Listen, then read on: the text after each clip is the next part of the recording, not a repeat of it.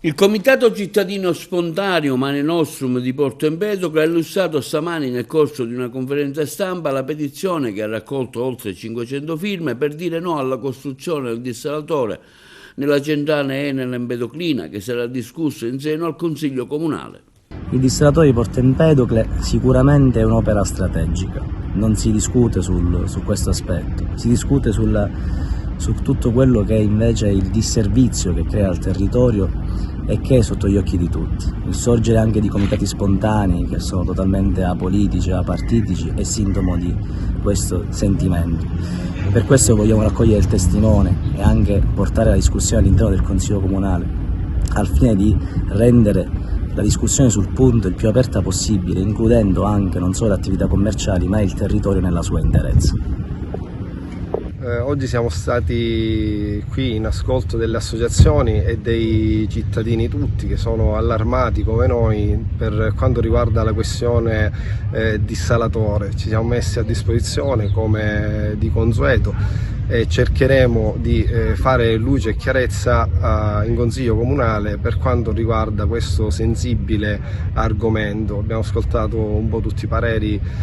dei cittadini e vedremo cosa riusciremo a carpire dai prossimi incontri con l'amministrazione.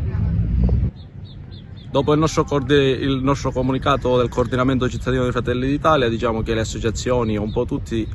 diciamo le acque su Porto Empedocle si sono smosse. Noi in qualità di partito politico vogliamo alzare le esigenze del comune e dei cittadini, ascoltiamo tutti e su quest'opera del dissalatore non possiamo restare inermi. Noi non chiediamo che il dissalatore non venga fatto, ma chiediamo che venga realizzato assolutamente, anche se ce n'è bisogno anche 2 o 3, ma dall'altra parte della città, nella zona Asi, non qui nella spiaggetta dove sorge la centrale Enel, perché continuerebbe a deturpare un territorio e blocca un potenziale turistico che questo territorio ci offre.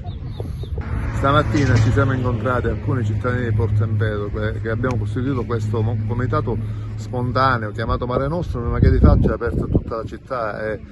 per la motivazione che sosteniamo abbiamo anche fatto una raccolta di firme, una petizione, perché chiediamo che il dissalatore venga installato in fase definitiva in questa zona, che è la zona naturale, la zona vocata industriale, dove 35 anni fa già si sono realizzati degli impianti di dissalazione, dotata di tutte le opere a corredo necessarie. Si sta facendo invece uno sventramento del centro urbano, si stanno spendendo un sacco di soldi, non entriamo nel merito né di come sono stati affidati i lavori né delle spese sostenute. Per noi è un problema di indirizzo e di sviluppo di questa città. Non è possibile immaginare ancora una industrializzazione ad ovest del centro urbano, del centro storico, in una zona vocata e destinata allo sviluppo turistico, dove già esistono diverse realtà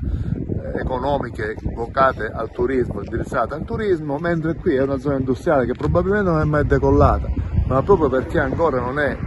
pienamente utilizzata ci sta tutta che i dissalatori vengano reimpiantati qua, come erano previsto nel documento originale di questo commissario all'emergenza idrica, mentre abbiamo notato che in corso d'opera il dissalatore viene trasferito in un sito privato, proprietà Enel, ipotecando ancora una volta quella zona ad ovest del territorio e chiaramente ipotecando anche sviluppi in termini di gestione dei costi per l'utenza. Ma non entriamo nel metodo di queste vicende né tecniche né economiche, il nostro è